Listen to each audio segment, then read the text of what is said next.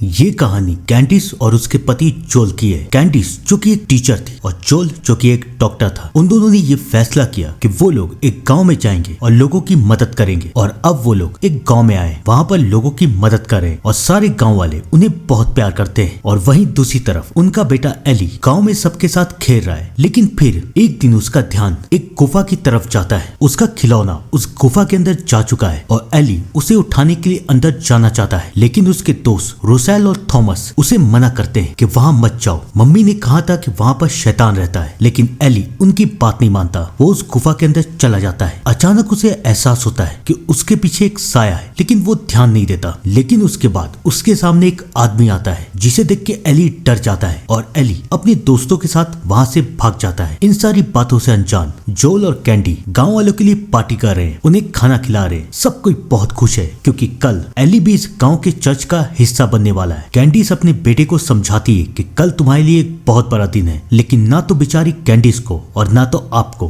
किसी को नहीं पता कि कल क्या होने वाला है। सब कुछ चले जाते हैं, सब कोई अपने घर जाके आराम करे और एली अभी भी उस साय के बारे में सोच रहा है कि कौन था वो साया, क्या चाहता था वो मुझसे। तभी उसे एहसास होता है कि उसके घर के बाहर एक साया है जो उसे लगातार दिखता जा रहा है। वो साय का पीछा करता है और उसके बाद फाइनली वो साया उसके पास आ जाता है। एली चिल्ला के बेहोश हो जाता है। अगली सुबह जब जोल और कैंडिस की आंखें खुलती है तो उनका बेटा एली घर में है ही नहीं। सब कोई बहुत परेशान है क्योंकि आज वो चर्च का मेंबर बनेगा। कैंडिस नहीं चाहती थी कि उसके बेटे के बारे में गांव वाले बात करें, तो वो जोल को कहती है कि गांव वालों को रोक के रखना और उनसे कहना कि एली की तबीयत खराब है, इसलिए उसे आने में लेट हो जाएगा। जोल मान जाता है और अब कैंडिस अपने बेटे को ढूंढने के लिए इधर उधर जा रही है। वो उसके दोस्त रोसेल और थॉमस से बात करती है। रोसेल कैंडिस को कुछ नहीं बताती कि कल क्या हुआ था, लेकिन रोजा अपनी बेटी को समझाती है कि कैंडिस को सब सच बता दो। रोसेल कैंडिस को सब कुछ बता देती है कि एली उस गुफा में गया था। अब कैंडिस को चिंता हो रही है कि एली कहीं वापस उस गुफा में तो नहीं चला गया। मजबूरी में आके कैंडिस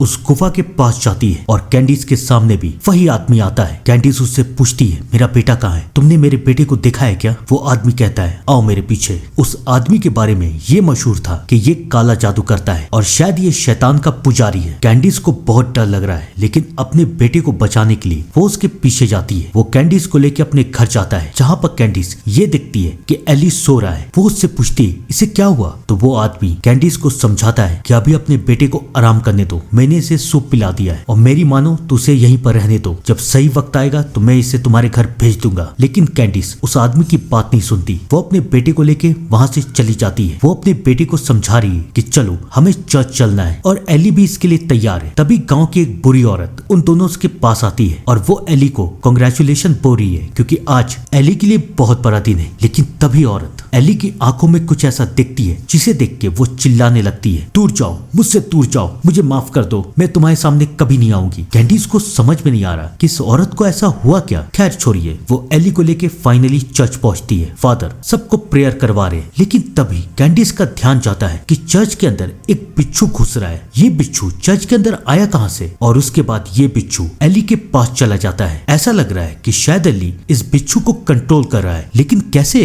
प्रेयर खत्म होती है, सब कोई वहाँ से बाहर निकलते हैं, लेकिन कैंडिस को अभी भी अपने बेटे की चिंता हो रही है। अगले दिन कैंडिस को पता चलता है कि वो बुरी औरत, याद है ना, जिसने एली को कहा था कि मुझसे दूर जाओ, मेरे पास मत आओ, वो मर चुकी है। उसे किसी ने मार दिया है, लेकिन किसने? अब कैंडिस का शक अब धीरे धीरे डर में बदलता जा रहा था। वो रात का इंतजार करती है। रात होती है तो कैंडिस एली के कमरे में जाती है तो वो देखती है कि एली अपने कमरे में है ही नहीं। वो जोल को उठाती है। जोल और कैंडिस दोनों बाहर की तरफ जाते हैं तो उन्हें एली मिलता है बेहोश। एली की हालत बहुत खराब है और एली तड़प रहा है। वो जब पानी ऑन करती है तो शावर से काला रंग का पानी आ रहा है। कैंडिस को समझ में नहीं आ रहा कि उसके बेटे को हुआ क्या है। इतना तो कंफर्म है कि जो कुछ भी हुआ है शायद उसी आदमी ने किया है। कैंडिस गुस्से में उस आदमी के घर जाती है तो वो ये देखती है कि वो एक काला जादू कर रहा है। वो उस आदमी के चेले के पास जाती है और उससे कहती है, इसने मेरे बेटे के साथ क्या किया है? क्या इसने काला जादू किया है? तुम लोग क्या चाहते हो मुझसे, मेरे बेटे से? वो चेला कैंडिस को समझाता है कि हम तुम्हारी मदद करें, हमारे अलावा तुम्हारी मदद कोई नहीं कर सकता। लेकिन कैंडिस उसकी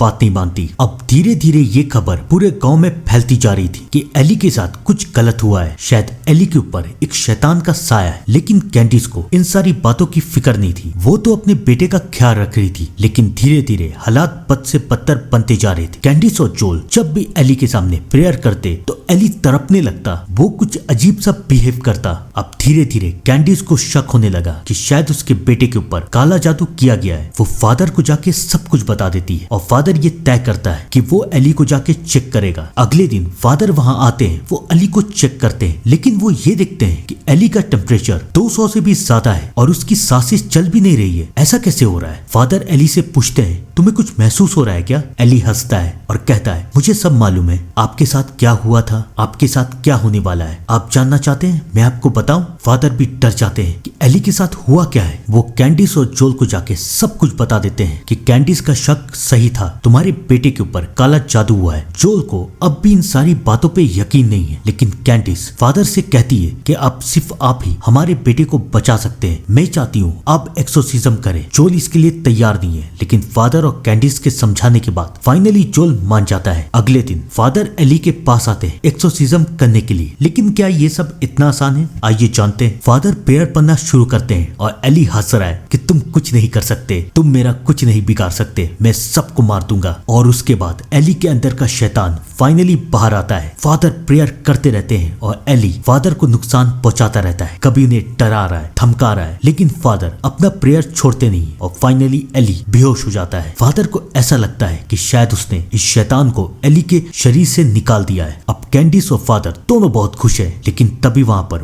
वो आदमी आता है और उसका चेला। उसे देख के कैंडिस और फादर दोनों चौंक जाते हैं, क्योंकि उन्हें तो शक था कि एली के साथ ये जो भी हो रहा है वो इस आदमी ने किया है। वो आदमी कैंडिस को समझाता है कि मैंने कुछ नहीं किया है। उस गुफा में सुपे नाम का एक शैतान रहता है और वो तुम्हारे बेटे को ऐसे नहीं छोड़ेगा। अगर तुम्हें लग रहा है कि तुम्हारा बेटा ठीक हो चुका है तो तुम बहुत गलत हो। प्लीज मेरी बात मानो, उसे मेरे पास लेके आओ। लेकिन कैंडिस और फादर उस आदमी की बात मानते नहीं है। कहानी आगे बढ़ती है। रात हो चुकी है, फादर अपने घर में आराम कर रहे हैं। तभी फादर को एहसास होता है कि उनके घर में एक साया आया है। वो डर जाते हैं और जैसे ही वो पीछे पलट के देखते हैं तो वो साया और कोई नहीं बल्कि एली है। एली फादर से कहता है, अब प्रेयर पढ़ो और अपनी जान की भीख मांगो। फादर प्रेयर पढ़ना शुरू करते हैं, लेकिन एली का उसके ऊपर कोई असर नहीं होता और एली फादर को मार देता है। अब तो पूरे गांव वालों को यकीन हो चुका है कि एली के साथ कुछ न कुछ तो गड़बड़ है, लेकिन कैंडिस अब भी सबको समझाने की कोशिश कर रही है कि एली ठीक है, उसके साथ कुछ नहीं हुआ, फादर की मौत एक हादसा था। लेकिन कोई भी कैंडिस की बातों का यकीन नहीं कर रहा। कैंडिस अपने बेटे के पास जाती है और फाइनली वो भी एली के अंदर के शैतान को देख लेती है। अब कैंडिस भी डर चुकी है, उसे समझ में नहीं आ रहा कि वो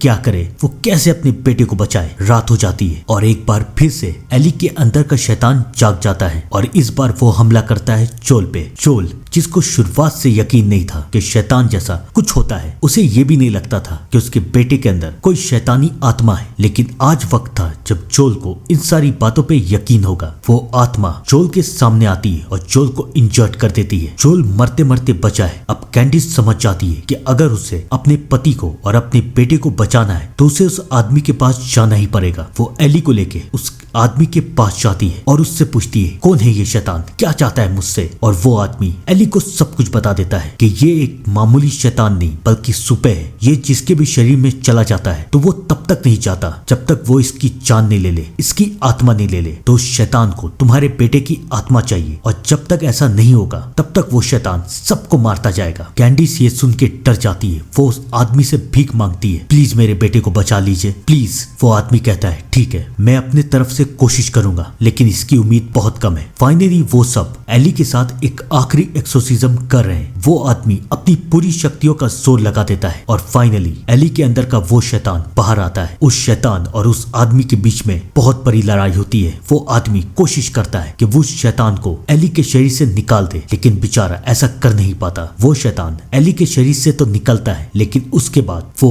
उस आदमी के शरीर में चला जाता है और फिर वो आदमी जो कि अब एक शैतान बन चुका था, वो अपने चेले को मारता है और उसके बाद इस आदमी के शरीर को भी खत्म कर देता है और वापस एली के अंदर चला जाता है। अब उसके सामने सिर्फ एक शिकार है और वो है कैंडिस।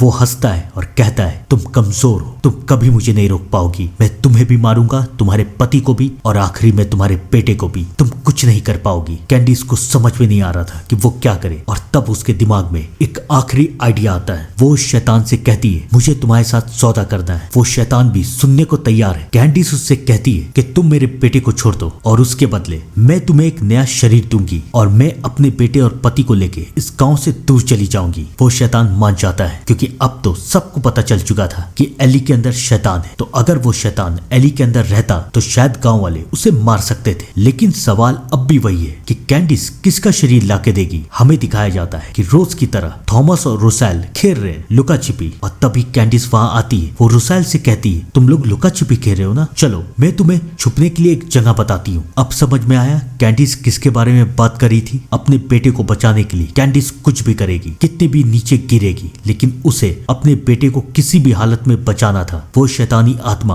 अब रुसेल के अंदर चली जाती है और फाइनली एली बच चुका है। कैंडिस को यह पता था कि जब गांव वालों को ये बात पता चलेगी तो वो उसे और उसकी फैमिली को मार देंगे। तो कैंडिस अपने पति जोल, अपने बेटे एली को लेके इस गांव से दूर चली जाती है। लेकिन ठहरिए, ये आत्मा अभी भी मरी नहीं है। ये आत्मा अभी भी उस गांव में, और मुझे लगता है कि इस कहानी का पार्ट 2 भी आना चाहिए जब कोई इस आत्मा को हमेशा के लिए खत्म कर दे। आपको क्या लगता है, क्या ऐसा होगा? कमेंट में जरूर बताइएगा। तब तक के लिए thank you and good bye.